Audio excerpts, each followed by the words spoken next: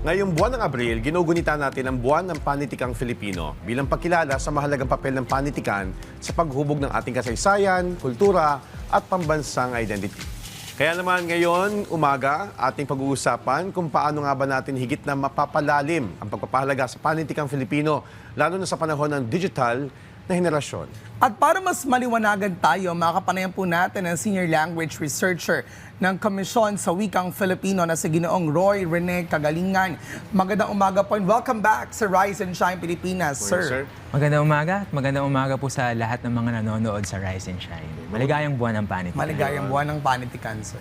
Sir, good morning. Ano po yung pangunahing layunin nito, itong buwan ng panitikan, at lalo na po sa pagpapalaganap ng ating kultura, pagkakakilanlan bilang mga Pilipino? Yung buwan ng panitikan, nasa ika-11, 11th year na natin ng pagdiriwang at gusto natin talaga na yung mga kababayan natin talaga ay tangkilikin, basahin, ipalaganap, lumikha ng panitikan. No? Isa siyang pambansang activity natin para talaga itangkilikin at palaganapin ang sarili nating panitikan. Okay, how do we make sure na nakakatulong ang buwan ng panitikan sa pagpapalaganap natin sa usaping at aspektong kultura, sa kasaysayan, at syempre doon sa pagpapahalagang Pilipino, di ba? No? Kasi kailangan hindi natin makalimutan na tayo ay mga Pilipino sa pamagitan ng pagbasa at ano pa ba yung mga dapat nating maging paraan para maalala natin ito. Pangunahin talaga, hinihikayat natin yung ating mga mag-aaral. No? Sila ang talagang dapat na magbasa at patuloy na tangkilikin ng panitikan natin. Kaya marami tayong mga hinandang programa para sa mga mag-aaral natin at para sa mga guro na rin para sa pagtuturo nila ng ating panitikan. At pati na rin sa mga timpalak na pwedeng salihan ng ating mga kababayan na may kinalaman sa pagsulat. Okay, so speaking of programs and activities, ano yung mga inihanda natin para dito sa buwan ng panitikan para mas mahikayat pa natin, lalo na yung henerasyon ngayon na magsulat at magbasa? Yes. Pambansa ang pagdiriwang natin. Meron tayong higit 30 tertulyang pampanitikan sa buong Pilipinas na tinataguyod ng aming mga sentro ng wika at kultura. Halimbawa, ngayong araw, yung mga kababayan natin dyan sa Abra State University, no, magkakaroon po tayo ng tertulyang pampanitikan. At sa mga ibang araw pa, no, buong kalendaryo po natin ng Abril, punong-puno po ng mga pagdiriwang. Halimbawa, sa susunod na, sa darating na Miyerkules, meron tayo sa Butuan, meron tayo sa Catanduanes, no? Meron tayo sa Quirino State, sa Camarines Norte, sa iba't ibang mga lugar sa Pilipinas. Para po yung mga kababayan natin talaga maramdaman nila na, ay, kasama kami sa pagdiriwang na ito. At least, no, even in other areas, talagang make sure natin, natatouchdown natin sila, no? Well, sa panahon ngayon, we are already in the digital age. We make sure, syempre, na dapat nare-reach out din yan. So, paano po natin mas napapalapit ang kabataan sa panitikang Pilipino at sa paggamit ng ating sariling wika? Kasi, we all know, marami talaga. Ang ngayon, mas nanonood ng iba't ibang media text online wherein ang lengguwahe ay Ingles at kapag kinausap mo ang bata parang required ka na rin mag-English. Diba? Parang, hi, how are you?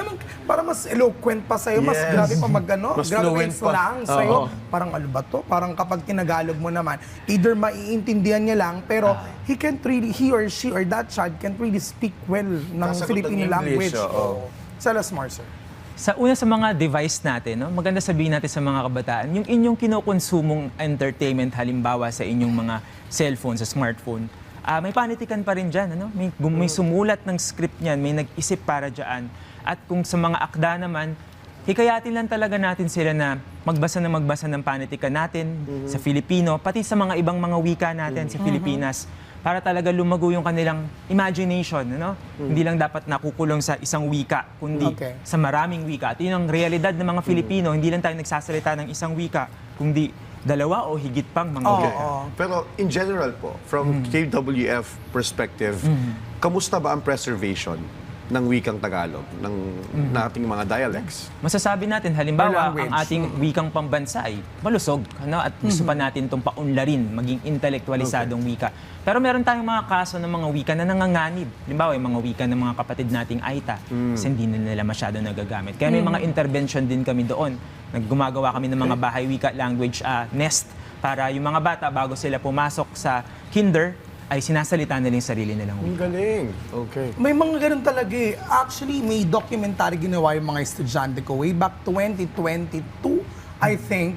Ito yung mga lengguwahe ng mga dumagat, yung Alto Cabuluan yata, na nawawala na din. So, what do the Commission of Wikang Filipino do? They do have like, gumagawa ba sila ng mga libro for them? What are the other interventions? Kasi marami na pati sa Pampanga, if I'm not mistaken. May parang certain area, like yun nga nabanggit mo yun sa mga Aita, di ba? So, I think dun yun sa may sitio Kahaduan ba?